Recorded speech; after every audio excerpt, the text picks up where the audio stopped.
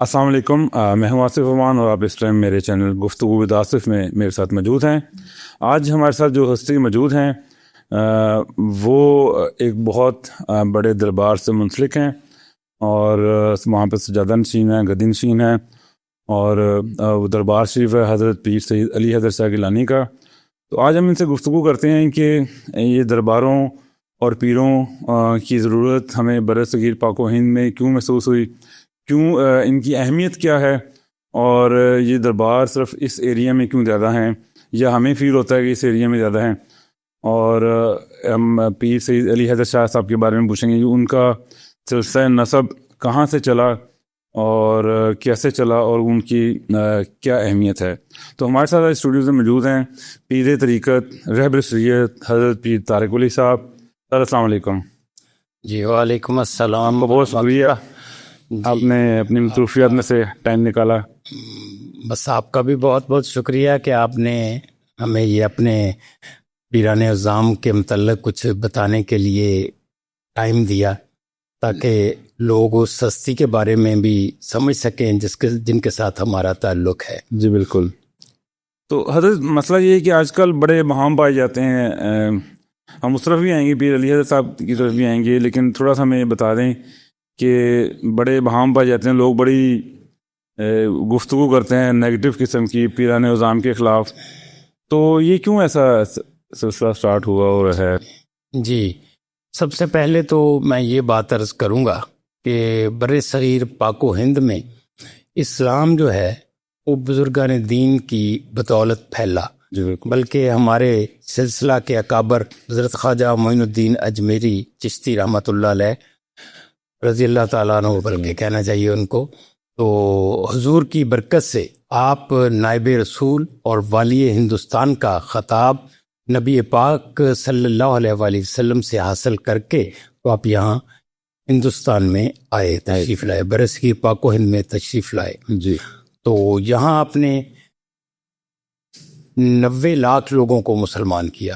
اچھا، یہ بہت بڑا کنٹریبیوشن ہے، اور ان کی اولادیں ہمارے پاکستان ہندوستان میں جتنے لوگ ہیں، میں سمجھتا ہوں کہ بہت خال مسلم یہاں پائے جاتے تھے۔ تو حضور کی برکت سے جب آپ تشریف لائے تو آپ کی برکت سے یہ جو اتنے لاکھوں لوگ مسلمان ہوئے اور ان کی اولادیں آگے پھر پھیلاؤ ہوا، تو یہ ان ہی کی برکت ہے۔ برصغیر پاک و ہند میں جو شمع اسلام کی آپ نے روشن کی، وہ کسی اور کا کام نہیں ہے۔ یہ ساری حضرت معین الدین چشتی میری کے ہی لگائے گئے درخت ہیں۔ جی شکر الحمدللہ، ہم ان کے خانوادے سے ہیں، ان کے خانوادے سے مطلب یہ ہم نسبت رکھتے ہیں ان کے ساتھ۔ تو یہ جو نسبت تو میں سمجھتا ہوں کہ اتنی پاکیزہ چیز ہے کہ بندے کو سرفراز کرنے والی صرف نسبت ہی ہے۔ جیسے ہم کوئی 20,000 کا 30,000 کا سوٹ پہنتے ہیں، اس کو میلا ہو جاتا ہے، پھینک دیتے ہیں، رکھ دیتے ہیں ایک طرف، پھر وہ صاف ہوتا ہے، لیکن اس کو کبھی بوسہ نہیں دیا۔ جی بالکل۔ تو میں یہ دیکھتا ہوں کہ ہمارے گھروں میں قرآن پاک کے اوپر ایک سادہ سا غلاف چڑھا ہوتا ہے، لیکن ہم قرآن پاک کو اصل جس کی خاطر ہے سارا کچھ بعد میں چومتے ہیں، پہلے ہم بوسہ اس کو غلاف کو دیتے ہیں۔ تو یہ ہے بات کہ یہی ہم سمجھتے ہیں کہ جو لوگ اچھے لوگوں سے لگ جاتے ہیں، اللہ تعالیٰ ان کو سرفراز فرما دیتا ہے اور وہ لوگوں کے لیے قابل احترام ہو جاتے ہیں۔ اچھا، ایک یہ بھی آپ نے بات کی کہ حضرت معین الدین چشتی اجمیری رحمۃ اللہ علیہ نے 90 لاکھ لوگوں کو مسلمان کیا۔ جی اکثر لوگ اس کے بارے میں بھی بات کرتے ہیں کہ جی اس کی سچائی کیا ہے، کیا یہ کہیں کتابوں میں، تاریخ کی کتابوں میں اس کے حوالہ جات موجود ہیں؟ جی بالکل، ان کے یہ تاریخ کا ایک حصہ ہے۔ اچھا، کہ حضور تشریف لائے اور آپ نے مطلب یہ ہے کہ برصغیر میں تو اسلام بالکل بھی نہیں تھا۔ ہاں جی، ان دن جب وہ تشریف لائے، جی بالکل انہوں نے مسلمان کیا۔ تو ہمارے آپ کے جو پیر و مرشد ہیں علی حیدر شاہ گیلانی صاحب، ان کا سلسلہ بھی جا کے حضرت جی ہمارا سلسلہ بھی چشتی صابری ہے۔ اور مطلب یہ میں بھی سمجھتا ہوں کہ ہم جب اپنے مرشد کے ہاتھوں میں ہاتھ باقاعدہ، یہ ایک سندن ہوتا ہے، جو سلسلہ بیعت ہوتا ہے یہ ایک سند ہوتی ہے، تو وہ سندن ہوتا ہے، اس طرح ہمارے ہاتھوں میں جاتے ہیں، ہمارے مرشد کے ہاتھوں میں، ان کے اپنے مرشد کے ہاتھوں میں۔ اس طرح یہ سلسلہ حضرت بابا فرید الدین گنج شکر رحمۃ اللہ علیہ کے بعد حضرت خواجہ معین الدین چشتی اجمیری رحمۃ اللہ علیہ سے، اور پھر حضرت مولا علی مشکل کشا کے ساتھ، جس کے متعلق اللہ پاک جن کے ہاتھ اپنے نبی پاک کے ہاتھوں میں ہے. تو اللہ پاک نے جن ہاتھوں کے متعلق فرمایا کہ یہ میرے ہاتھ ہیں. اچھا, یہ ہاتھ ہے. سلسلے سارے حضرت علی سے ہی. ہاں جی بالکل, ہمارا سلسلہ حضرت مولا علی مشکل کشا سے ہی چلتا ہے. اچھا, تو ہمیں ذرا تھوڑا سا بتائیں حضرت پیر سید علی حضرت شاہ گیلانی کے بارے میں, جہاں ان کے آپ سے زیادہ نہیں ہیں. ہم بہت سارے لوگوں کو دیکھتے ہیں جو, کیونکہ ہماری نظر جو ہے نا جی کسی بندے کے بھی انعام کے اوپر ہوتی ہے. یعنی آپ ایک تنخواہ لے رہے ہیں کسی سے, جی بالکل, آپ ₹1,00,000 لے رہے ہیں, ہم سوچتے ہیں یار بڑی بے اس کی تو لوٹ مچائی ہوئی ہے, بڑا اس کو یہ ہے وہ ہے, لیکن ہم نے کبھی کسی بندے کی ڈیوٹی کی طرف نہیں دیکھا. اس کی ڈیوٹی کیا ہے, وہ کرتا کیا ہے, اس کی ذمہ داری کتنی ہے. جی بالکل, صبح سے لے کے شام تک کیا کہاں کر رہا ہے, کیا اس کے مطلب اس کو کون کون سے خدشات ہوتے ہیں اپنی اس روزی میں کمانے میں, اور کتنے لوگوں کو وہ پالتا ہے, کتنا چل. تو اسی طرح ہم کہتے ہیں کہ پیر صاحبان کا بھی ایسے ہی, ہم وہ لفظ ذرا بولتے ہیں کہ جی ان کا بھی بس ایسے ہی نمبر ہی لگا ہوا ہے جی. لیکن ہم دیکھتے ہیں کہ ہمارے پیر و مرشد نے ہزاروں ایکڑ نہیں ہزاروں گماؤں کے مالک تھے آپ, اور آپ کے گاؤں کے لوگ موجود. گماؤں ایکڑ سے بڑا ہوتا ہے. ہاں جی, 2.5 ایکڑ کا ایک گماؤں غالباً ہوتا ہے. تو ہزاروں ایکڑ جائیداد تھی حضور کی, گھر تھا, سارا کچھ تھا, لیکن آپ نے بہت اوائل عمری میں ہی مزاروں کو بلایا اور فرمایا کہ بھئی یہ جتنی آپ کاشت کرتے ہیں یہ آپ لوگوں کی ہے, آپ لوگ, اور گھر بھی کسی کو دے دیا. کھانا کہاں سے ہے اور رہنا کہاں ہے, سب سے پہلے اس چیز کی قربانی دی آپ نے, اور اس قربانی نے آگے پھر جو رنگ لائے کہ گھر گھر لوگ ان کو یاد کرتے ہیں, آج بھی ان کے لیے دعائیں کرتے ہیں, ختم شریف ہوتے ہیں, مطلب یہ ہوتا ہے کہ ان کے لیے لوگ اہتمام کرتے ہیں ان کی ذات کے لیے. تو یہ اللہ تعالیٰ نے ان کو انعام دیا کہ اللہ پاک نے اس دربار شریف کو, ان کے مزار شریف کو لوگوں کے بھلے کے لیے بنا دیا کہ وہاں جو جاتا ہے اپنی مراد بیان کرتا ہے, تو اللہ تعالیٰ کی برکت سے وہ وہاں جو ہے سلسلہ ہے وہ بندہ بامراد ہو کے واپس آتا ہے. ایسا یہ بھی بڑا ہے کہ ہم آج کل کے دور میں سب لوگ یہ چاہتے ہیں کہ اپنی دنیاوی حاجات لے کر جائیں. کسی کی اولاد نہیں ہو رہی, کسی کا کاروبار نہیں ٹھیک, کسی کی اور مسئلے مسائل نہ, آپس میں گھریلو نہ چکی ہے, تو وہ چاہتے ہیں کہ ہم پیر خانے میں جائیں, پیر صاحب کے پاس جائیں اور ہمارے سارے مسئلے چٹکیوں میں حل ہو جائیں. ہاں جی جی. تو اس کے بارے میں آپ کا کیا کہنا ہے؟ اصل میں جی ہمارے پیر و مرشد نے تو یہی بات بتائی ہے کہ یہ سلسلہ جو ہے نا جی یہ آخرت کے لیے ہے. آپ نے وہاں سے کوئی نہ کوئی حاصل کرنا ہے, کوئی چیز آپ نے کوئی پڑھنا, کوئی پڑھائی, کوئی سلسلہ, کوئی ادب احترام, کوئی دوسری چیزیں جو اللہ تعالیٰ کے قریب کرتی ہیں. حضور نبی پاک صلی اللہ علیہ وسلم سرکار کی سنت مبارکہ ہے, وہ چیزیں حاصل کریں. اور پھر یہ جو نسبت ہے یہ تاکہ روز محشر اللہ پاک کا حکم ہے کہ روز محشر آپ کو ان کے ساتھ اٹھایا جائے گا جن کے ساتھ آپ بہت محبت کرتے ہیں. اس سلسلے میں پھر ہم اپنے پیر و مرشد سے اظہار محبت کرتے ہیں, ان کے ہاتھ چومتے ہیں.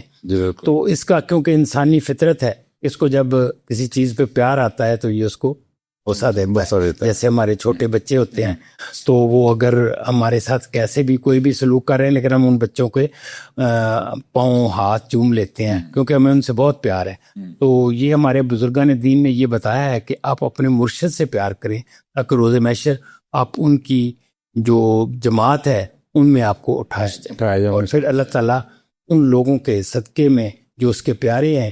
کیونکہ میں عام طور پہ یہ دیکھتا ہوں, میں ایک مثال دیتا ہوں کہ عام طور پہ ہم شہر میں جاتے ہیں تو اپنے گاڑی میں جا رہا ہے, خامد چلا رہا ہے, مسز ساتھ بیٹھی ہیں, بچے پیچھے بیٹھے ہیں, گاڑی جا رہی ہے, کسی اشارے پہ رک جاتے ہیں. وہاں فقیر لوگوں کا کام آتے ہیں, وہ فقیر فوراً آتا ہے, باؤ جی اللہ کے لیے مجھے اللہ کے لیے کچھ دے دیں. وہ کہتا ہے چل چل آگے چل, ادھر چل.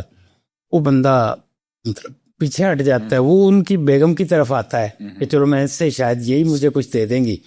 تو جب وہ دیکھتا ہے کہ وہ بھی اپنا شیشہ بند کرنے کی کوشش میں, تو وہ کہتا ہے بی بی اپنے بچوں کا صدقہ کچھ مجھے عطا کر دو. تو میں دیکھتا ہوں کہ کئی لوگ جو ہیں وہ پھر میاں بھی کہتا ہے دو اس کو کچھ نہ کچھ دو, ہاں جی, اور وہ اس کو اس کی ضرورت پوری کر دیتے ہیں, کوئی کچھ نہ کچھ دے دیتے ہیں. اس کا مطلب یہ ہے کہ ہم جب درباروں پہ جاتے ہیں ہم کہتے ہیں, مثال کے طور پہ مکہ شریف جا کے دعا کریں جی, خانہ کعبہ میں دعا کریں, حضور نبی پاک کے روضہ اقدس پہ دعا کریں, یا ہم کسی دربار شریف پہ جا کر دعا کریں, تو وہ زیادہ قبول ہوتی ہے، کیونکہ وہاں روحانیت زیادہ ہوتی ہے، نیگیٹو پازیٹیو انرجیز زیادہ ہوتی ہیں، وہاں دعا قبول ہونے کے چانسز زیادہ ہوتے ہیں، کیونکہ ہم دعا حضور کے صدقے میں ہی کچھ نہ کچھ ہم مانگ سکتے ہیں اللہ سے، ورنہ ہمارا حق تو کوئی نہیں بنتا. جو ہمارے جو ہمارے مطلب سلسلے ہوتے ہیں جو ہم کرتے ہیں، اگر ہم کسی چیز کو دیکھتے ہیں، میں تو یہ کہتا ہوں کہ یہ اس کے کرم کی بات ہے، شفاعت اسی کا نام ہے، شفاعت اسی طرح ہوگی، ادروائز تو کوئی سلسلہ ہو نہیں سکتا. اس لیے بخشش کا ذریعہ بن نہیں سکتا. مثال کے طور پہ سب سے بڑی چیز ہماری نماز ہے. جی بالکل. تو میں سمجھتا ہوں کہ بعض اوقات ہم وضو کرتے ہیں، کوئی کونی جو ہے وہ ہماری گیلی نہیں ہوتی، کوئی خلال میں کمی رہ جاتی ہے، ہم اسی طرح نماز پڑھ لیتے ہیں، تو نماز بھی نہیں ہوتی اس لحاظ سے. ٹھیک ہے، پھر اگر ہم ایک سوچتے ہیں کہ یہ جو نماز ہے یہ اللہ تعالیٰ سے باتیں کرنے کا نام ہے، ہم سوچتے ہیں چلو جی باتیں کرتے ہیں، ہم باتیں کرنے جاتے ہیں تو وہاں جب نیت باندھتے ہیں تو پھر ہم اپنے کام شروع کر دیتے ہیں کہ فلاں کو ملنا ہے، فلاں کی طرف جانا ہے، یہ کرنا ہے، وہ کرنا ہے. ٹھیک ہے نا جی؟ تو وہ نماز بھی کیا، لیکن اس کا مطلب یہ نہیں کہ ہمیں نماز چھوڑ دینی چاہیے، چھوڑ دینا چاہیے، نہیں، ہمیں سب کچھ کرنا چاہیے اور اچھے طریقے سے کرنا چاہیے. اور پھر اس کی جو بخشش ہے، جو مغفرت ہے، جو ہمارے اوپر کرم ہے، وہ کہ حضور نبی پاک صلی اللہ علیہ وسلم کے صدقے سے ہی ہے، صدقے سے، وہ اس پیر و مرشد کے صدقے سے ہے، ان نیک ہستیوں کے صدقے سے ہے جن کو ہم تسلیم کرتے ہیں، جن کو ہم مانتے ہیں، جن کے ساتھ ہم محبت کرتے ہیں. اچھا حضرت ہمیں یہ بتائیں کہ اگر کسی نے کوئی مرشد پکڑنا ہو یا مریض ہونا ہو تو اس کو کیسے پتہ چلے گا کہ یہ اس کا جو یہ پیر ہے وہ کامل ہے، یا وہ کیسے اس کو اپنا مرشد بنائے کسی کو؟ تو اس کے بارے میں بتائیں ہمیں تھوڑا سا.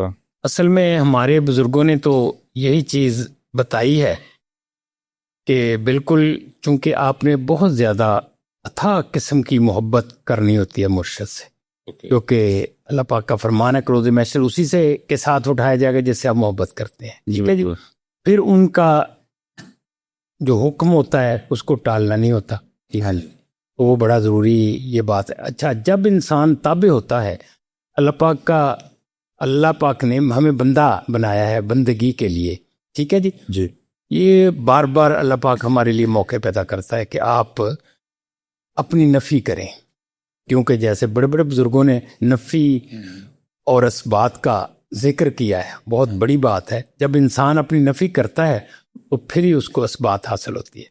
تو ہمارے سلسلے میں یہ ہے کہ جب ہم اپنی نفی کرتے ہیں، ہم نہیں کر سکتے اللہ پاک کے بندے، ہم اس سے وہ رشتہ جو ہمارا قائم ہوا ہے اس کے ہم مطلب اہل نہیں ہوتے، ہم اس کو پورا نہیں بجا لاتے. پھر اللہ پاک نے والدین کی صورت میں ہمیں یہ بات بتائی ہے کہ بھئی آپ نے والدین کا حکم ماننا ہے، وہ جو بھی کہتے ہیں ماننا ہے. ٹھیک ہے جی؟ وہ اگر آپ کو نظر آ رہا ہے کہ وہ بات کوئی غلط کر رہے ہیں تو وہ پھر بھی آپ نے اس کو ماننا ہے. ٹھیک ہے جی؟ تو جب اس طرح سے ماننا ہوتا ہے، اس کا مطلب اپنی نفی ہو گئی، اپنے آپ کو کچھ نہیں سمجھتے، آپ اپنے آپ کو عقل مند نہیں سمجھتے.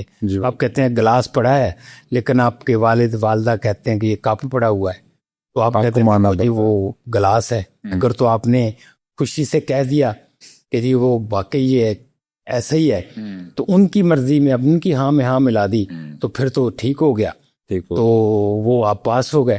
ہاں جی، اگر آپ نے پھر دوسری دفعہ حکم ہے کہ آپ نے اف نہیں کرنا، یعنی اگر نہیں تو آپ اس بات کو کسی طرح الٹا پلٹا لیں، ادھر ادھر کر لیں، وہ بات موضوع کو بدل دیں، لیکن ان کی گستاخی نہ کریں. یہ بھی اپنی نفی ہو گئی. پھر پیر و مرشد کے پاس بندہ آتا ہے، مرید بنتا ہے، ہاں جی، ارادت رکھتا ہے، پھر بھی اس کو یہی حکم ہے کہ آپ نے اپنی نفی کرنی ہے، مرشد کو ماننا ہے، جو مرشد کہتے ہیں وہ برحق ہے. ٹھیک ہے؟ یہ نفی ہی چلتی ہے ہمیشہ کے لیے آگے سے آگے تک. کوئی انسان کو یہ اس لیے ہے، نفی کا مطلب بھی عاجزی ہے، کیونکہ حضور نبی پاک صلی اللہ علیہ وسلم نے جب آپ تشریف لیتے گئے معراج شریف کے لیے تو حضور نے جو بارگاہ الہی میں تحفہ پیش کیا وہ عاجزی اور انکساری کا، جس کے ساتھ کائنات مکمل ہو گئی. میں سمجھتا ہوں اللہ تعالیٰ کی بڑائی اور حضور کی وہ انکساری اور عاجزی جب ملی تو کائنات کی تکمیل ہو گئی. ہاں جی، یہ معاملہ. تو اس طرح اللہ پاک نے پھر بار بار اس چیز کا اعادہ کروایا کہ یہ بندہ کسی جگہ بھی، استاد اور شاگرد کا بھی یہی مسئلہ ہے. ٹھیک ہے نا جی؟ جب ہم کلاس میں جاتے تھے، پڑھتے تھے، تو وہ کلاس میں جانے کے لیے اجازت لی جاتی تھی کہ بیٹھ سکتے ہیں. بالکل. اگر کسی بچے کو حاجت ہو گئی ہے, پیشاب کی حاجت ہو گئی ہے, تو وہ 2 انگلیاں کر کے کھڑا ہے, لیکن ٹیچر دیکھ نہیں رہا, وہ پیشاب تو وہاں نکل سکتا ہے لیکن وہ بچہ باہر نہیں جائے گا. جی یہ ہے نفی, یہ ہے. حالانکہ اگر وہ کہتا کہ جی مجھے تو بڑا یہ تھا, میں پرابلم میں تھا تو یہ میں چلا نہیں, ایسے ہم نے جو دیکھا ہے اتنی ٹیچروں کی ریسپیکٹ ہوتی تھی. ٹھیک ہے نا جی. اور پھر مطلب ان کے پاس نیچے بیٹھتی تھی کلاسز. اب تو سلسلے بدل گئے ہیں. ہاں جی. تو اللہ تعالیٰ ہمیں یہ توفیق دے کہ ہم اپنی نفی کریں, اور اپنے پیر و مرشد کے ساتھ جب ہم عقیدت رکھتے ہیں تو جو انسان, کیونکہ کاملیت تو آپ کی ہے, مسئلہ تو آپ کا اپنے اندر کا ہے. جب آپ نے اپنے آپ کی نفی کر دی تو اللہ پاک پھر آپ کے اوپر رحمتیں اور برکتیں نازل فرماتا ہے. وہ آپ کسی مطلب یہ کہہ لیں کہ کسی کامل مرشد نہیں بھی ہے تو آپ بامراد ہو جائیں گے, کیونکہ آپ کی وہ آپ کا ماننا ایسا ہے, آپ کی عقیدت ایسی ہے, آپ نے وہ عقیدت اصل والی کر لی. اب آپ تو کامل ہو گئے, آپ تو مکمل ہو گئے. اگر انہوں نے نہیں کی تو اللہ پاک نے, یہ سارا کچھ اللہ پاک نے کرنا ہوتا ہے. دیکھیں ہم بھی ماں باپ بن گئے ہیں, ہم جب اس طرح اپنے گریبان میں جھانکتے ہیں تو ہم کہتے ہیں ہمارے پاس تو کچھ بھی نہیں ہے. جی بالکل. مطلب ہم کس قابل ہیں کہ ہماری دعا قبول ہو؟ اللہ پاک نے فرمایا کہ ماں باپ کی دعا لو. ہاں جی, تو وہ بہت بڑی کامل دعا ہے. تو لیکن بات یہ ہے کہ جب ہم یہ دیکھتے ہیں کہ ہم نے دعا کی ہے, مطلب ہم کیا دعا کریں گے؟ ہمارے ہم تو کسی چیز میں پورے ہی نہیں ہیں, ہم تو بہت ساری چیزوں میں پیچھے ہیں. ہم دعا کریں اور ہماری اولاد کو وہ چیز مل جائے, فائدہ ہو, لیکن اس کا وعدہ اللہ پاک نے کیا ہوا ہے. ہمارا کام ہے اپنے والدین کی عزت کرنا. بالکل. ہاں جی, تو ہمارے کاموں کو ہمارے لیے پورا کرنا, والدین کی دعاؤں کو پورا کرنا وہ اللہ تعالیٰ کے ذات کے پاس ہے. تو وہ پھر کام تو سارے اس مالک کے ہیں. ٹھیک ہے نا جی. یہ شرک جو ہے, شرک اس کے ہم تو شریک کوئی ٹھہرا سکتے ہی نہیں. دیکھو شریک ہو سکتا ہے ایک, ہم تو دنیا میں ایک بھائی ہے, اگر اس کے ہم 2 نہیں کر سکتے. بالکل. ٹھیک ہے جی, اس کو شریک کہتے ہیں نا کہ وہ ہم نہیں کہہ سکتے کہ کوئی بھائی ہم کہاں سے ڈھونڈ کے لائیں.